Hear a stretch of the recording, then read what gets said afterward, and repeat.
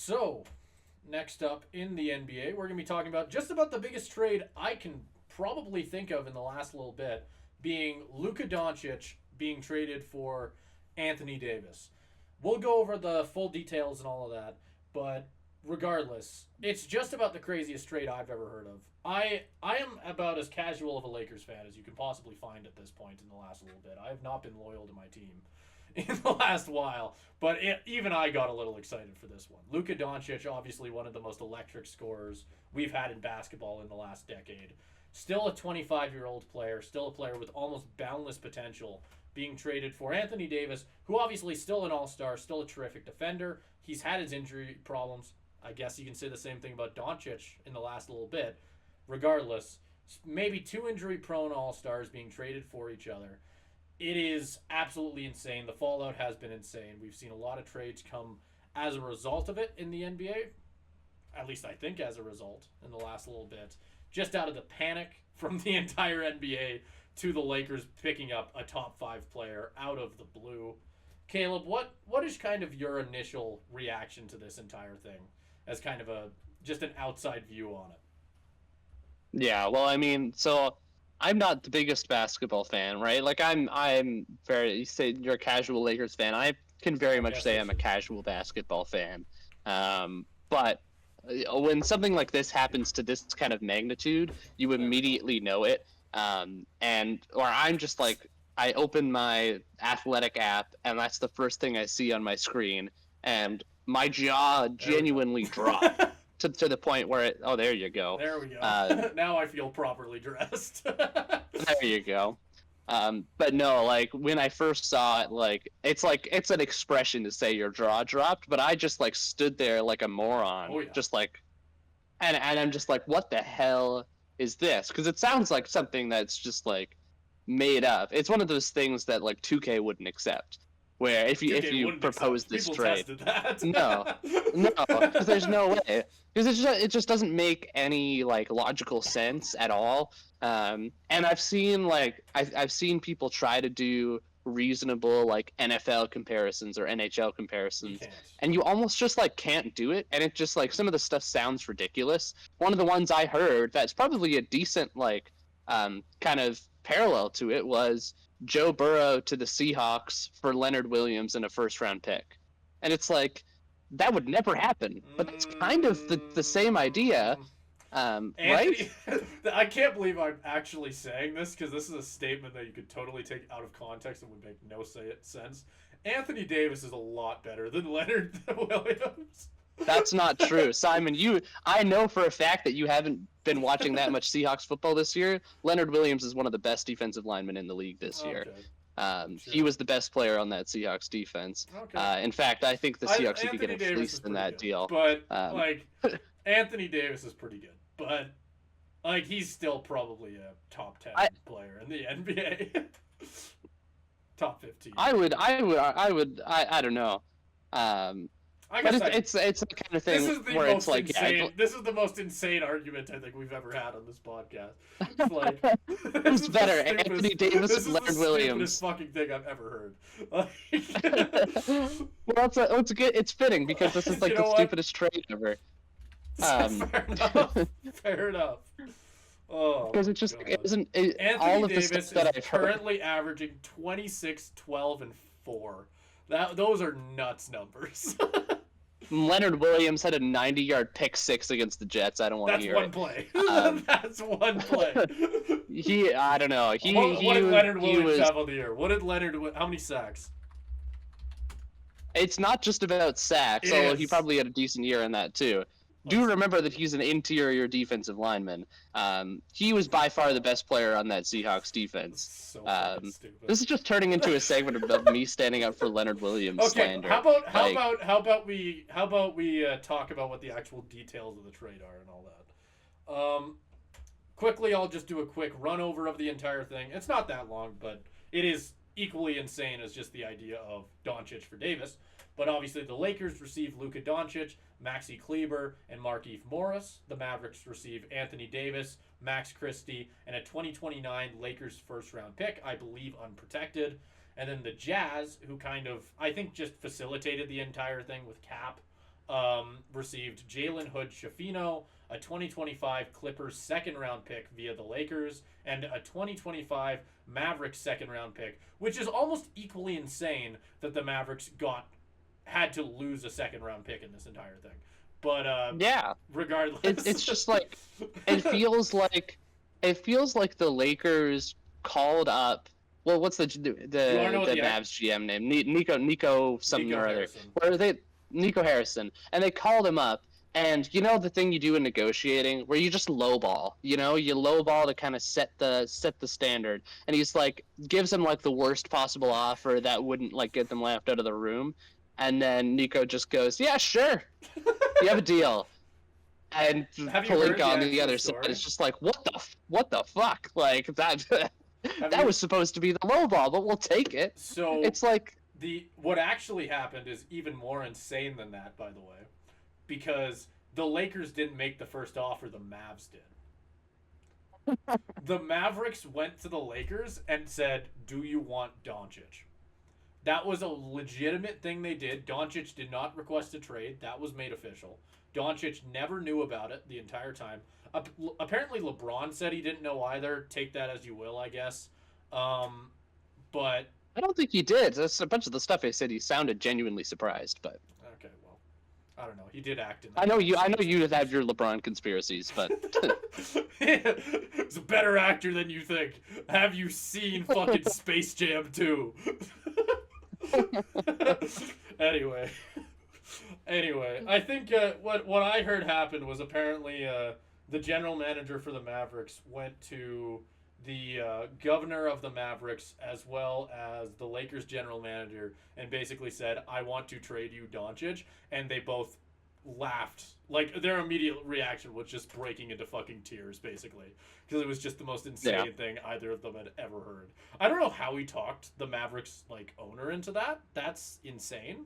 That's the thing. So a part of this that I've seen is because the Mavs aren't really owned by Mark Cuban anymore, right? No, That's a thing where. Yeah. But the quote that was going around was the whole Mark Cuban if it was between me and my wife getting a divorce or keeping Luka, we're going to the divorce court. So you wonder as another thing just to add on to that immediately afterwards, Chandler Parsons, who I don't know what show Chandler Parsons does now. I actually didn't know he was a personality or whatever you want to call it. But regardless, he used to play for the Mavericks back in I don't know, 2019, 2020. I don't remember when he left, but he played for them for a while. And apparently he said that he texted Mark Cuban immediately after the trade happened and just said, "Bro, what the hell happened?" And Mark Cuban just said, "I have no idea." Or something like that. Like, me and you are on the same page here. Something like that. So funny. On the same level of Mark Cuban clearly just not this was not his decision, obviously. He's not the guy over there anymore. But regardless, I know what quote you're talking about before too, because I think it's how most people would feel about having a guy like Luka Doncic on your team. Luka Doncic can drink as much beer and eat as many cheeseburgers as he wants, as long as he's scoring 33 points per game. I could give a single shit. Seriously. The dude's a triple-double machine. I don't care if he's 270 pounds. He could be 320. It don't matter. Yeah. And that's exactly to the point that we talked about before the podcast, where it was all of the kind of rationale or theories that you can give to say why might they have done this? Is conditioning a thing? But you can't say that even if his conditioning, well, maybe it's not as good as you would have liked, his play hasn't declined. He's been injured, but we haven't seen any sign that he's not the player that he's been for essentially his entire career. Yeah. So I don't know if they're seeing something behind the scenes that we don't know. I don't know if they're thinking he's not going to come back and we want to get as much for him before he leaves in free agency. I don't know. Everything that I've heard is said that's not the case.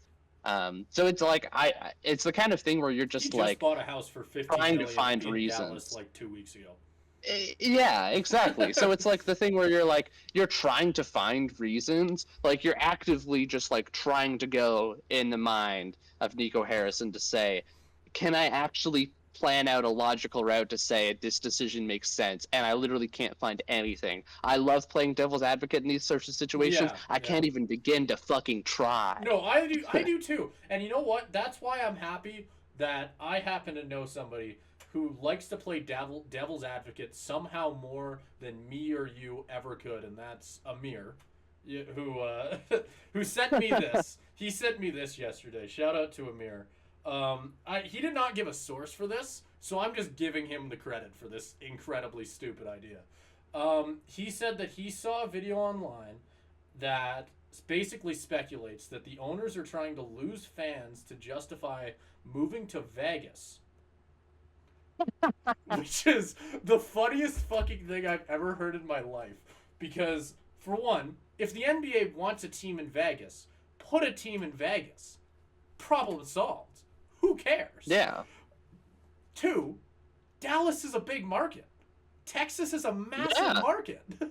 Are you like sure you still have the Spurs, which is kind of the other side of it, right? Like I guess the argument Texas is a big place, and those yes, no, Dallas and San Antonio are not regionally. No, I was gonna get to that as well. Like you still I guess the other side of that argument is just the fact that the San Antonio Spurs are a big team.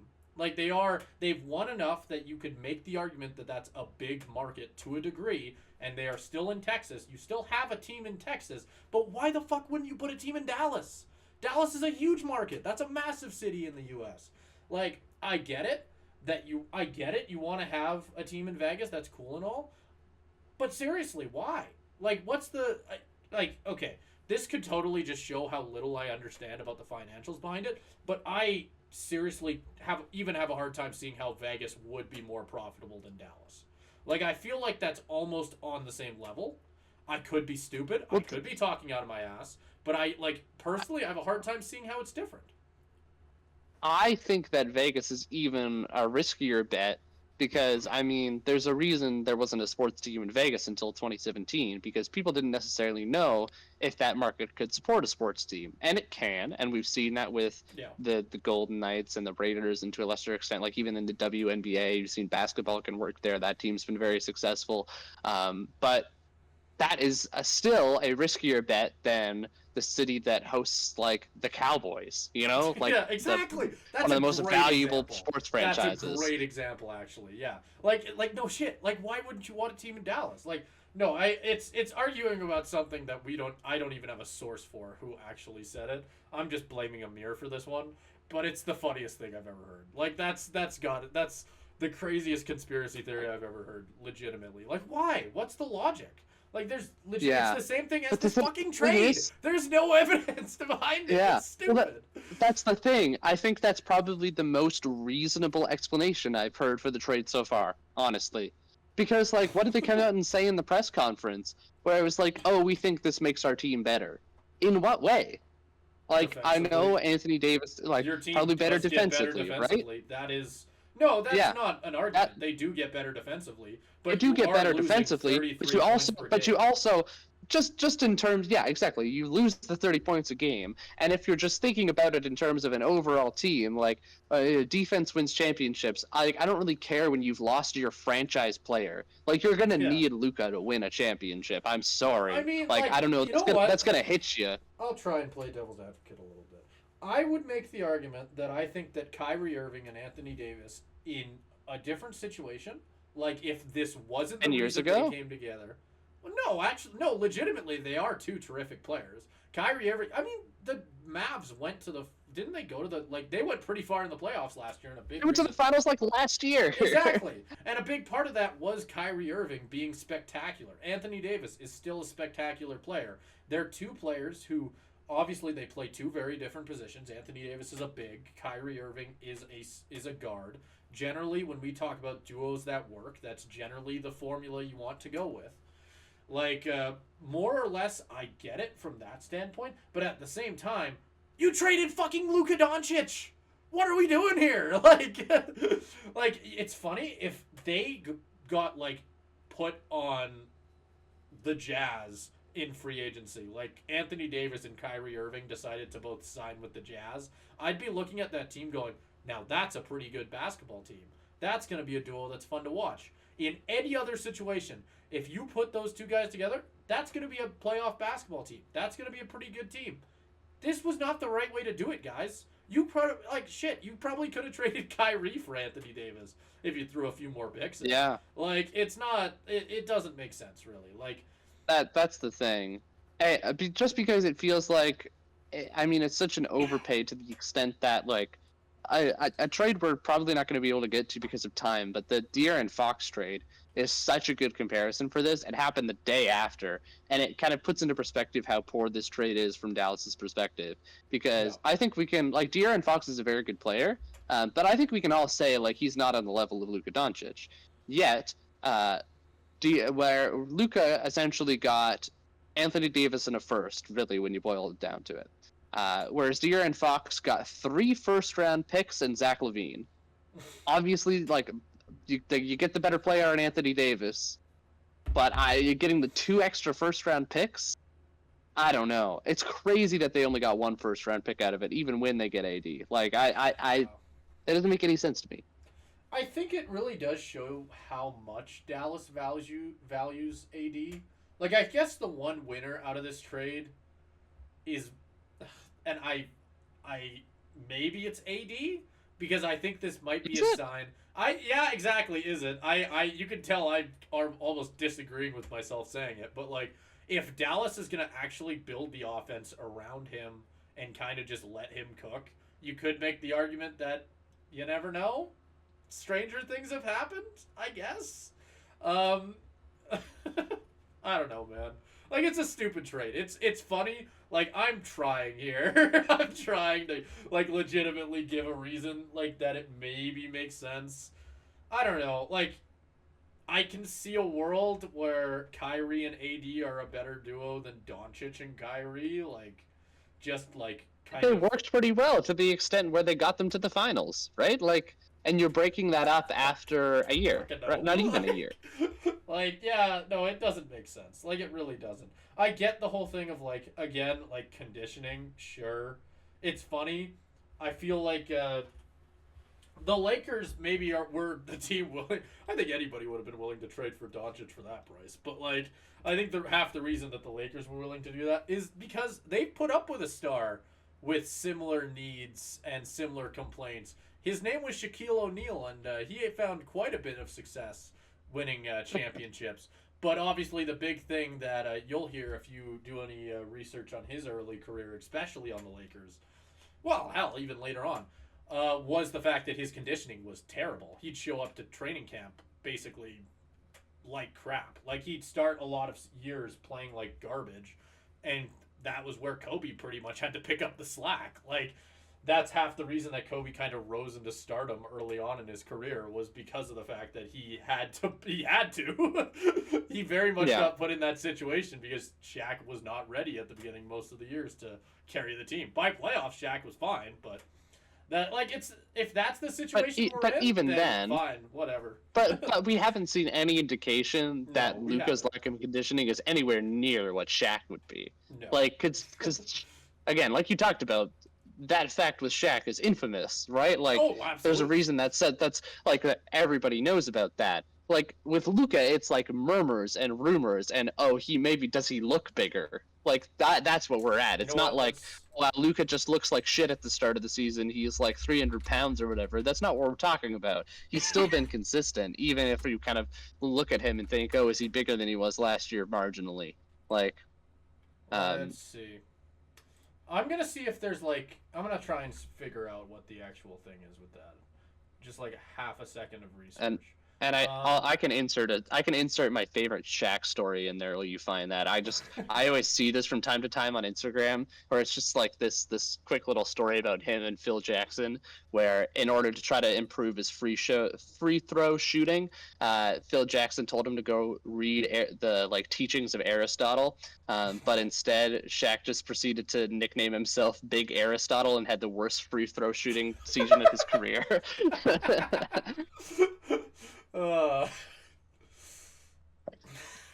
Yeah, no, that's about the most Shaq story you'll ever fucking hear.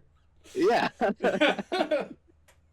I mean, yeah, like, I'm literally, I went to Sports Illustrated Like, because they put out an article on Luka's controversial weight. They don't have a lick of evidence in this article. Like, there's not a No. single thing. There's like a few photos, like the photos of him landing. Like, it's funny. I'm gonna actually show this. I'm gonna try and make a point here. Yeah, sure. That it kind of looks bad, but don't worry about it. In this photo, I think people have looked at this and gone like, he looks heavier. Fun fact, as somebody who went to school on basically learning how to use a camera and stuff like this. Fun fact, if you hold a camera lower, you look bad. That is a bad angle on fucking everybody. That is like a known fact. So I feel like I don't know, man. Like, Luka's never been the lightest guy. Like, you can look up photos from, like, if I go Luka Doncic, like 2021, right? Like, oh shit, he actually does look way lighter there. Like, legitimately. You know what? You know what? I kind of see it. He does look significantly lighter. Okay, pull up the photos. Let's see. Okay, I'll see if I can, like, I don't know if there's a good way I can do this. Give me a second. I will say, while you pull that up, to kind of refute the notion, there was an article that came out in The Athletic that I read like half of before I had to hop on the bus. It was about how, like, essentially, like, Mahomes kind of looks like that too in football, right? Like, True. Mahomes is not the most crafted physique, where he was like shirtless in the Super Bowl parade and people were like, damn, he's kind of got like a fucking beer belly. Like, he does not look like you would expect like a big football player to look, but he's still the most talented and athletic quarterback. I mean, not athletic, you could say Josh Allen, but he's still the most talented quarterback on the planet, and is still going to probably go out and win his third straight Super Bowl because he's just that good. You don't necessarily have to look the best if your performance is still at a level where you're winning and you're putting up the stats. And Luka has shown, when he's been on the court, obviously injuries are a concern, but he's shown that when he's on the court, he still performs, no matter what he's looking like or what his weight might be. Like, it's the same kind of thing. Like, there's a precedent for that in sport. All right, here we go. The Trick Play has this guy gained weight podcasts is about to get underway here. Oh, God. All right, first photo. 2021 Luka. There you go. Okay. Here is 2025 Luka. 2021 Luka. 2025 Luka. I mean, it looks like it, but at the same time, like, did he gain weight, or does he just look older? Because how old is he in that photo, well, right? Like, he's 25 right now. Let's just, like, I won't look up his birthday and do that whole thing, but assumingly he's 21 in this photo. Yeah, like, when you're like, you're gonna fill out a little bit more, even from 21 to 25. Yeah.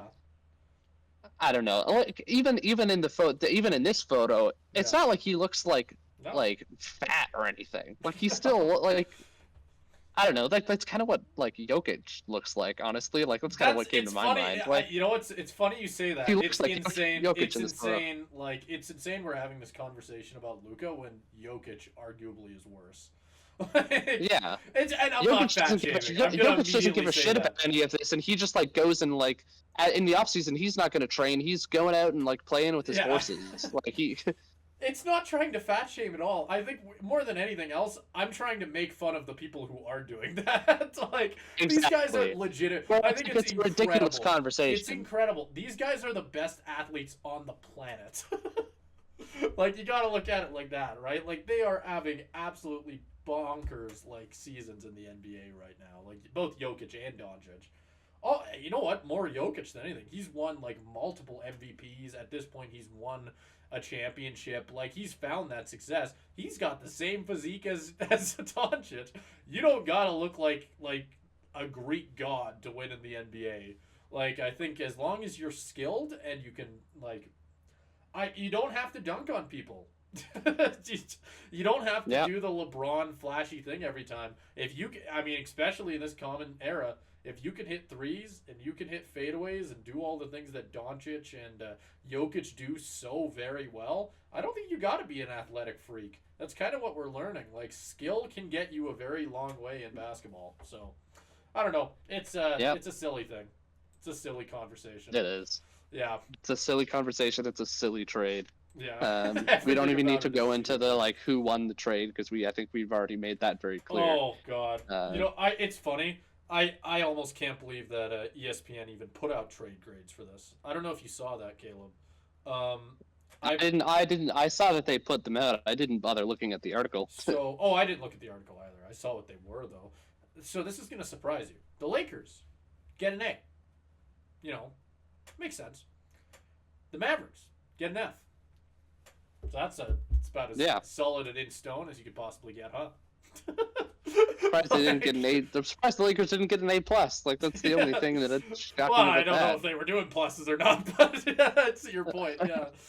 Like no, the entire thing is stupid as hell. Like it's crazy that this trade even happened. It's the most insane thing I've ever heard. I am so hyped to see Doncic in a Lakers jersey. Every time I've seen even before the podcast, I've said to you, Caleb, like I looked up Luka Doncic's name in Google, and the fact that I can see Luka Doncic guard Los Angeles Lakers under as like the bio is the most insane thing ever. It still doesn't feel real. Like it's it's the craziest thing I've ever heard. Like it doesn't make sense. Yeah. It just doesn't. Why would they? Why? Why? Like they gave him to us in a gift wrap and a bow and just said, "Go ahead, he's all yours, buddy." Like, I think that's what you just said can wrap up just about every podcast and talk show and TV show and everything that's been talking about this nonstop for the last like 24 hours. And that's just why. Like I think that you could probably sum it up in one word. Why? There you go. That's all the discussion you need to might be have. the first Lakers jersey I actually might buy in the next little bit. We'll see. There you go. Maybe finally one to go up there with my Kobe jersey. We'll see. Because I mean that 77 is gonna look pretty in yellow and purple. I can tell you that. True. That's true.